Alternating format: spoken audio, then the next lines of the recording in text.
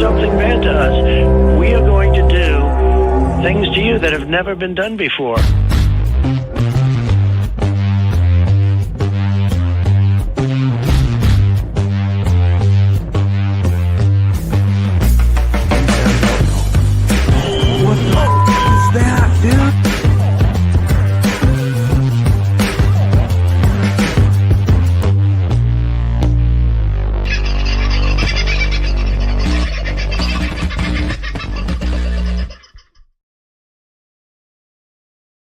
Well, good afternoon, all. Bit of a weird time for us to be chatting from the studio, I know, at a little after, 4 o'clock, 3 o'clock my time.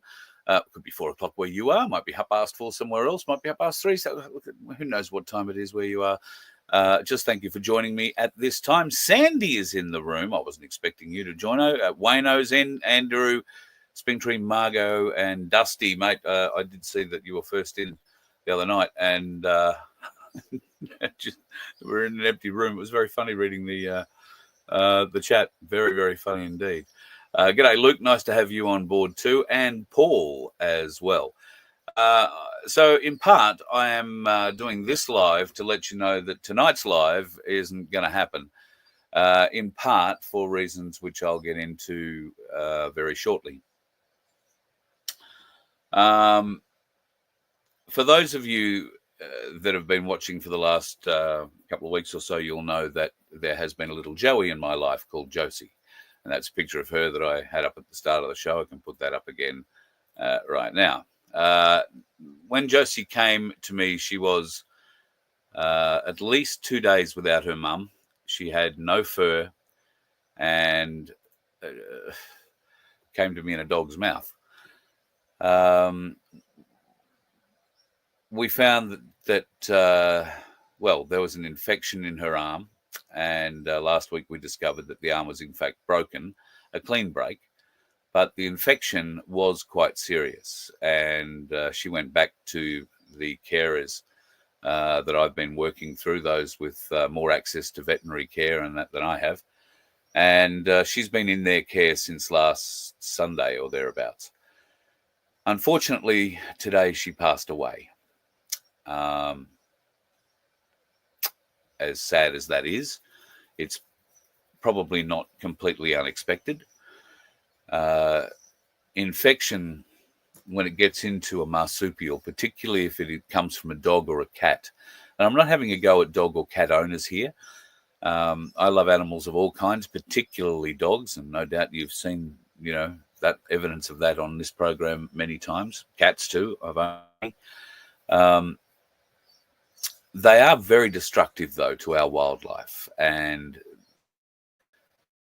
I know experience this little one with dogs, even very, very good dogs, who just want to come up and meet something like that, sniff it, lick it. They don't want to eat it. They don't want to chew it. They don't want to carry on with it. But just that licking can impart bacteria that these little ones and big ones just simply cannot deal with, and particularly the little ones. Now, while I couldn't spot, and neither could the carers at the time, spot any marks on this little one at all, and it would have been easy to spot open wounds, particularly because she had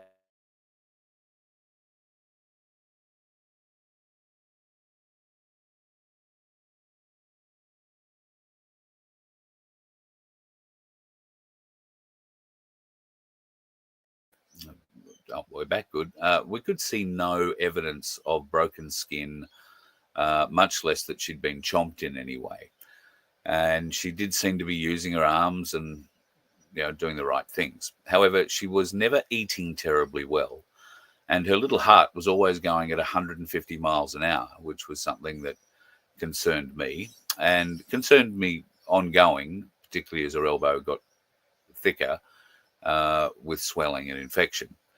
We only found out it was infection, obviously, when it was quite large. The infection, and she'd been fighting it for quite some time, according to the vet. So, unfortunately, today, while still with her arm strapped up, she just gave out, lost the fight. So, I know there'll be a lot of you who followed this with great enthusiasm. Sandy, God love you. I have a bus full of medical supplies for little animals, and none of that is going to go to waste. There will be others, particularly in this area at the moment. Possum carers are required, from very, very tiny possums. We had one here the other day that was 60 days old. It still needs to be fed with an eyedropper or a syringe, and it needs to be fed every couple of hours, and it only takes maybe 1 or 2 drops at a time. That's how small these little ones are, to, almost ready to release size, but they've been in care with humans all their life. They have to get a bit more reacquainted with the bush before they can be let go. So this will be an ongoing thing, at least for me. And if you have any kind of interest in being involved with wildlife caring in the southeast corner, then reach out to me, because I know some people who could really do with the help. And we on this property will be doing our little bit for what we can for the area, and some of that will be possum rehabilitation. We're already getting a lot of possums on properties now that we're catching and have to relocate, so we're not going to release them here, but they need a sort of interim learning period where they've got the safety of being in their cage, but they're getting used to what real bush sounds like, and the sights, sounds and smells of that. So we're hopeful that we might be able to come to an arrangement that we can help with some of those. And then we have a national park that's only around the corner we can release them into, and they'll live very long and happy lives, one would hope. So, yeah, today has been a bit of a bummer of a day. And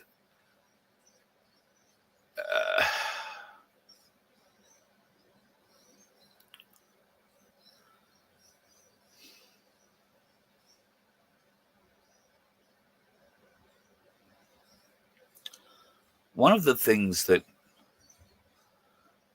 aside from the obvious sadness of losing this little one, one of the things that has become apparent to me, because I've met some wonderful people in the course of this journey looking after her,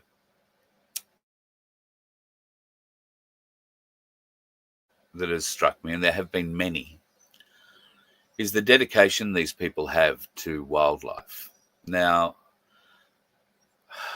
the only thing I can liken it to for people to understand is, you all know someone who has a pet, a dog, a cat, that is treated more like a human, has more rights than any other human this person probably knows in that person's house, and is literally a part of the family. In fact, I would like to think that most people treat their animals like that, but some people treat them almost as children and care for them in that way, feel for them that deeply. And when they lose an animal like that, they feel it as deeply as if it were a child being lost.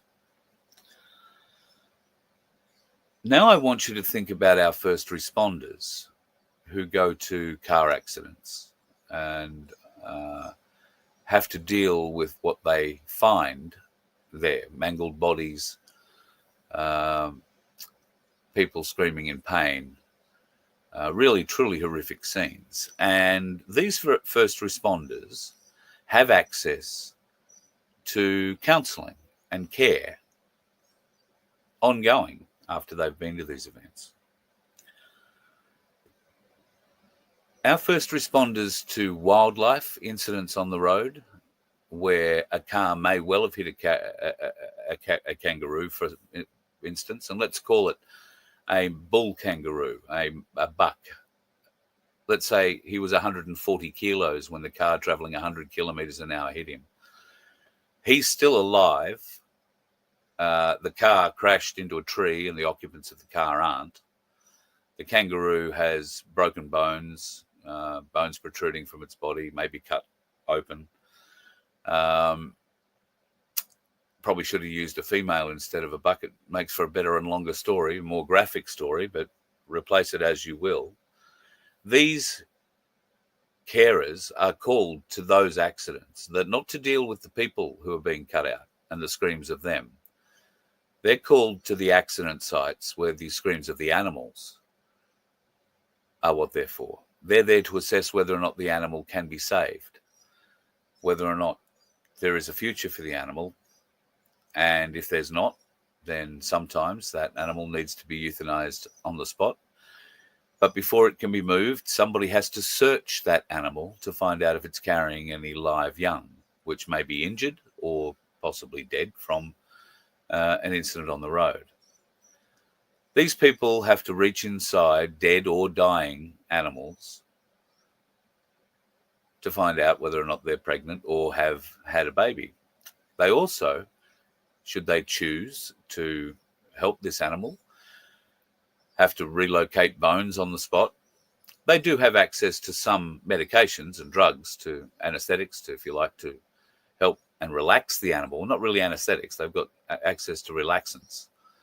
But sometimes you've got to put the bone back where it's meant to be, particularly if you don't want to have infection. These people see traumatic, extremely graphic, traumatic things every day. And Sandy and Baz from the Donkey Sanctuary see different kinds of graphic abuse, more predominantly than, I suppose, road trauma, but a different kind of abuse and impact on those animals. And Sandy and Baz are very definitely the kind of people I'm talking about here, who treat their animals as their children, as their own. They have a very realistic view of life and the wheel, the circle of life, and how it works. But when you are dealing with road trauma of animals that you treat almost like they're human, I think a lot of times it's lost on us just the level of dedication it takes for these people to continue to keep saving the animals that we hit in the road and keep on driving. I was following somebody the other day who ran over a carpet python that was crossing the road. Sadly, it crossed at the wrong time. If I had been in front of that car, I would have stopped and got it off the road.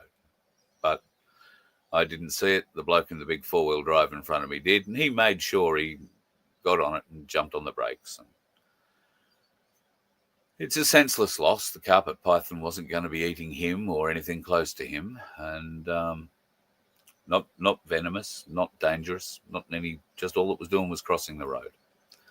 Now, I don't advocate that you drive off the road to avoid hitting the snake that's crossing the road, but if you can slow down a bit, maybe drive over the top of it without running your wheels over it. Sometimes that's not possible. There are some big snakes. And I would ask you to really keep an eye out for any kangaroos and wallabies on our roads. I know Australians do. It's what we do. We're brought up looking for them, especially at certain times of the day, heads like that along the road as you're searching for them as they come careening down out of the bush. And they do. Sometimes they're unavoidable, and sometimes if you're traveling in a vehicle, particularly a little one, they can do a supreme amount of damage to your vehicle. Your insurance premiums can go up through the roof. Indeed, if you don't have insurance, you might be up for a whole new car. So I know sometimes kangaroos are not our friends, and farmers will tell you that, God, they're like vermin. They come through our crops and wreck them. They wreck our fences, they do this, they do that. I understand those arguments, and certainly huge amounts of them in numbers rampaging across crops is not something I would advocate for. But I've learned more about caring for our Australian fauna in the last couple of weeks, outside of anything else than anything else I've cared for in a very long time. It's been an up and down experience, particularly limiting with this broken wrist, because I was unable to do many of the things that I wanted to be able to do to help care for her. But luckily, I'm surrounded by wonderful people in this community who reached out and are very happy to have helped. They're very sad to get this news today, as we all are. But the good thing is there'll be other opportunities. And if you happen to be in the southeast corner and you think you can help and you'd like to be part of that, then reach out, carl@vofhq.com. And God knows I've got enough pouches to share. We've got a lot of medical stuff here, and I will be taking all of that over to this wildlife. I'm going to call it a sanctuary. Hopefully tomorrow, if the weather holds up. And what I'm going to do, these folks don't particularly want to appear on camera, but they are happy to talk. So I might wire us up in such a way that we can take a little walk around their property and show you what sort of extent they go to care for animals. Not that everybody can go to sort of an extent, but I'd like you to hear and see their story. Same as I'd like you to hear and see Sandy and Baz's story, which we will do when I head down. Well, I'm not going to put a date on it, but it'll be after Christmas to Sandy and Baz and the Donkey Sanctuary. And I'll introduce you to May personally. But before then, we'll hopefully have a look at what this family group are doing to help save what is one of the most iconic animals that we have. Australia is known for its kangaroo. Qantas has it on its tail, or at least it used to, before the little leprechaun got a hold of it and probably stylized the shit out of it, gave it rainbow colouring and desexed it. Well, was there ever a sex to it? I don't know. If there was, trust me, there isn't any more. Thank you to everybody who's sent advice, presents for her, but more particularly the advice and all the supplies. These supplies will not go to waste, and I will continue telling a story about what's going on with these wildlife carers, and if it should be ordained that I'm given something else to care for, then we'll see how that goes. You'll ride that journey along with me. But for today, we lose Josie. And I just want you to reach out and think for one moment, or pause for one moment.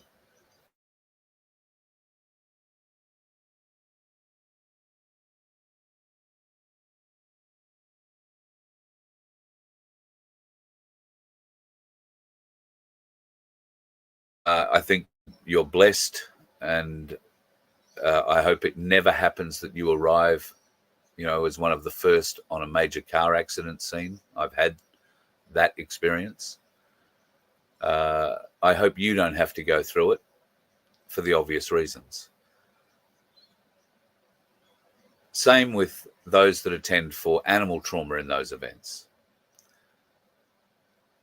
Some of them feel it very, very deeply, and I think we need to show more care, love and respect for those folks, and maybe give them a little bit of respite at times if it's possible.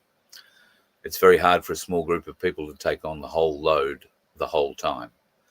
So let's just hope that maybe through watching this, you might get motivated to reach out and help in your area. Go and learn a bit about what's going on. You can take a bird, you can take a possum. They're very easy. Things like wallabies and kangaroos are a bit more difficult. And age is always a defining factor in how much work you're going to need to be able to put in. And not everybody is available to put in 2-hourly feeds. However, there are some people who are. And if you're one of those, we could really do with you. You might be the kind of person who can do 6-hourly feeds, or 8-hourly feeds, or the twice-a-day feed and the walk outside to play, in a tree or whatever. There are so many levels of carers required, not just from the very little, but to the ready to be released. And if you have an area that a cage can be put in your backyard, it might just be that simple. So if you can help, then by all means reach out. Because I've been so higgledy-piggledy with shows this week, I see Scotty the News has just poked in. Scotty, I don't know if you're the Scotty that sent me the submission to the Royal Commission. But if that is the case, I have read that submission. What a hell of a submission it is. Thank you for your service. And I'm sorry that you were put through those sorts of conditions. it brought home to me that I guess I dodged a bullet, because it's interesting looking at your service dates. It was about the time that I was just finishing my applications to join the Navy. For many people who may not know, as a kid, you wouldn't have got a keener person to join the Navy. I knew every ship in the fleet. I knew every weapon on every ship in the fleet. There was precious little about the Navy that I couldn't tell you. I devoured information and recruiting information about it from a very early age, for whatever reason. And it was always going to be that as soon as I could, I would apply to join the Navy. And at 14 years of age, that's exactly what I did. Fortunately, I missed out. They felt it was the final junior recruit intake that would have been going to HMAS Lewin, and had only just reached inside the qualification age barrier, and they felt that another year for me in school would be a good thing rather than me going off to Lewin, which, as it turns out, was probably one of the bullets that I dodged. And you can look for yourself at some of the abuse that went on at HMAS Lewin in the 70s and 80s and into the 90s. I subsequently reapplied 4 times and didn't get in for, well, variety of reasons. Sometimes the things that I really wanted to do in the Navy weren't taking people for that. And so they told you a lie that you could apply for a job that they were looking for. And then once they accepted you, you could remuster into the thing you really wanted to do. Well, I wanted to be an electronic warfare officer. And that meant playing with screens and radars and sonars and all that sort of stuff. What I didn't want to do and knew nothing about was being a stoker, an engine driver, a mechanic, that kind of thing. Never been very mechanical. And that was the first lie. So I applied for that as I think it was an apprenticeship. Got to the selection board where I answered what the main difference between a petrol and a diesel motor was that one took petrol and one took diesel. The idea of a glow plug was bereft to me. I had no idea what that was. And the chief of the apprentice school took me under his arm on the way out the door and said, "Good try, Carl, but maybe not this time." The fourth and final application that I put in, I never turned up for. I got a job in radio, I think. And so I never turned up to that recruiting day. Fast forward 3 or 4 years, well, probably a little bit longer. Late 80s, early 90s. I was at HMAS Cerberus. I'd managed to get myself involved with Defence Force recruiting, and we were running tri-service seminars for what was in those days the CES, today known as Centrelink, and their job officers and the recruiting officers from the Defence Forces out of Melbourne office predominantly. We were responsible for taking a Leopard tank out of Puckapunyal and taking it around Victoria, showcasing what the Army could do. We were also responsible for enticing the Navy to release a Mark 48 torpedo and put it on the back of a trailer, which was subsequently towed around New South Wales and Victoria before a certain petty officer had a moment on the Hume Highway and drove it into a tree. Thankfully, it was a dummy torpedo, but there weren't too many other things sent on the road after that. Instead, Air Force was the next one we tried out, and we had to go to them and fly around in some of their more exotic aircraft, and I was very lucky and thankful to be able to do some of that. At HMAS Cerberus, though, I got to interview the head of recruiting and the head of Navy, and after we'd had a bit of a chat on the air, I asked him if he could find out why I had been rejected from the Navy, because you wouldn't have got a keener kid. And he came back the next day with my entire recruiting folder and opened it, and right on the very top was the psychological evaluation, the psych report. And that was usually the first thing that was in the top of everybody's folder. And mine had AAA plus recommend written across it in big black letters. So he said, you should have been in service now for, I think he said 4 or 5 years. And then he handed me a letter that was, come on such and such a date and swear your life away to God, Queen and country. I never got that letter. If I had I would have been in the Navy at a little earlier than the time, Scotty, you were joining. So for some reason or other, God kept me out. And after reading your submission to the Royal Commission and seeing evidence of the different levels and different kinds of abuse you suffered, it's clear to me that the Navy and I wouldn't have got along either. Funnily enough, though, I chose to join radio where the levels of abuse suffered there rival in the extreme anything I read in your report, sadly. And I've never really spoken about it. Maybe one day I will. Oh, you're not that Scott? All good, Scotty? There is another Scott, so I don't want to mention his last name. So, but he'll know when he sees this. He'll know. I've never talked about the abuse that I've suffered in the radio industry. And it's not just me. I was responsible for dishing out much of that abuse. Sadly, I'm not laughing about it. What you dish out, you get back. And that was the nature of the industry. Nowadays, if you're working in the industry, you have an HR department that in theory is there to protect you and look after you. But my experience with HR departments is that they are not there to look after you. They are there to look after management and make sure management don't put themselves in the shit in any way. So, yeah, I might be digressing from this little chat that I started out to be. But at any rate, one day, maybe, we can talk about the different kinds of abuse, because of the abuse that I read in this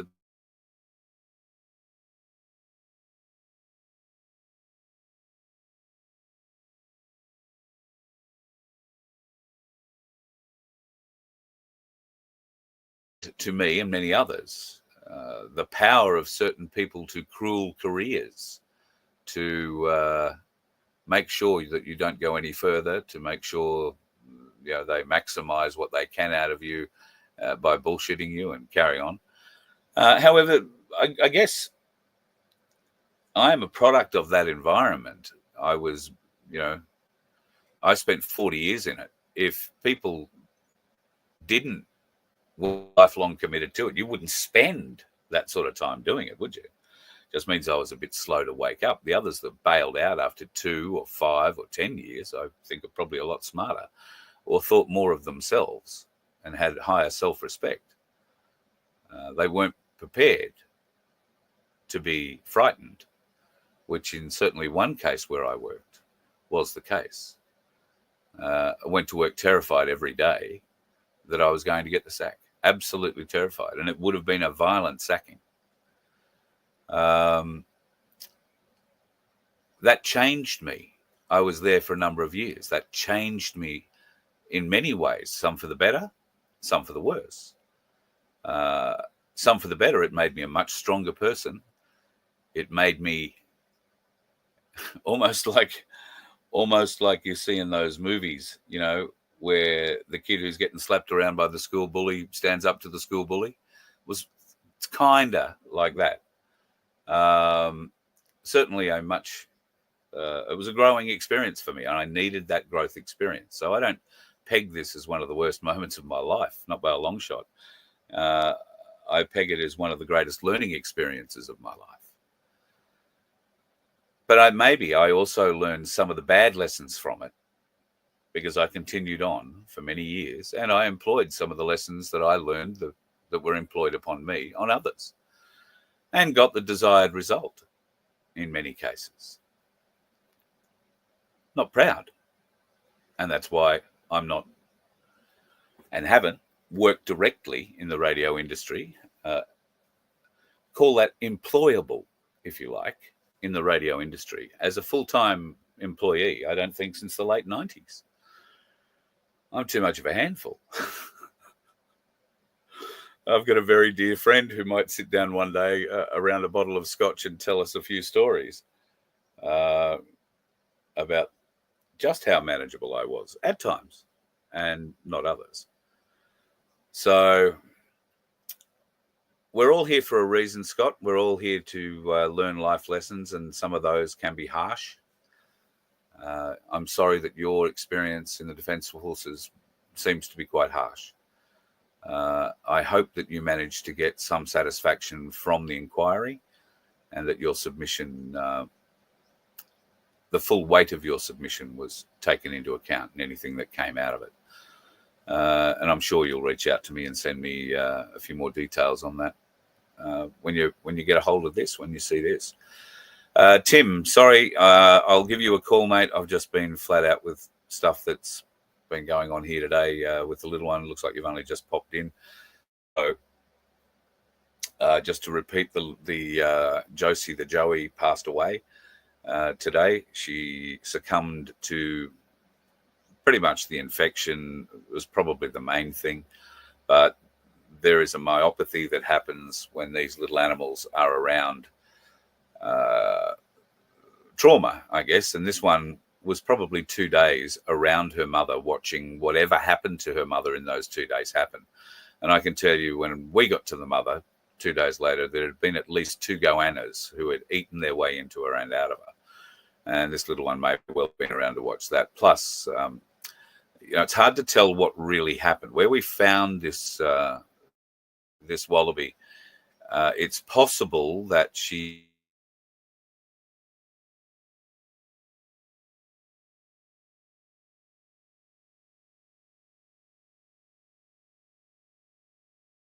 else, but it's very definite that at least one goanna ate its way through her in what happened in the days after. So that little wallaby was around that for a while before one of the dogs brought it to me. And we couldn't see any signs of a scratch or marking on it, but clearly there was. The infection got worse in the last sort of week or so, and the vets did everything that they could, including resetting her broken left arm. And she hasn't been eating very well for the last few days. They've been doing everything they can to get fluid into her. Took her off the wallaby milk and put her on soy and water and all sorts of other things. She was drinking enough to sort of sustain, but was struggling. And at some point a little earlier today, she succumbed to it all. So that's the update on that. So I'm very sorry for those of you who've been following. And there'll be more news on that. I'm hopeful of going over there tomorrow and recording a little bit. You'll see just how many eastern greys, that's kangaroos, there are that need a little bit of help too. I'm going to shoot off, but before I do, can I just let you know that tomorrow morning, 9:30 Queensland time, you figure it out where you are from there, I'll be speaking with Michael Engerman from Ainsley Bullion. Now, if you haven't had a look at the bullion prices of late, compared to what we were talking about as little as a week and a half ago, the prices have dropped, well, you'd say reasonably significantly. Gold is back down under $4,000 an ounce, and silver is maintaining at nearly $47 an ounce. Why did it drop back down? When was we thought the market was going to blow up? All those sorts of weird and wonderful questions we will be discussing tomorrow. I'm not saying that Michael has any more answers than I do, but he'll certainly have a few more figures to back him up. We'll also talk what's going on in the crypto world. I see someone jumped in and said, XRP's up 47% in the last 7 days. Thank you, Shano. I haven't checked it out. I don't know what Bitcoin is. The last time I heard Bitcoin was around 75,000, but that was Vince last week. So for all I know, it has gone up as well. I know Trump has come out and supported Bitcoin and blockchain technology going forward. That's meant a fairly good lift for the crypto world. It remains to be seen what will happen going forward. Ian, thank you so much. Yep, helping a wallaby is better than helping a wannabe. You are 100% on the money. Thank you, Sandy. Yes, she is in a better place now. The Rainbow Bridge has had one more soul across it, and sad, but fuck, Sandy.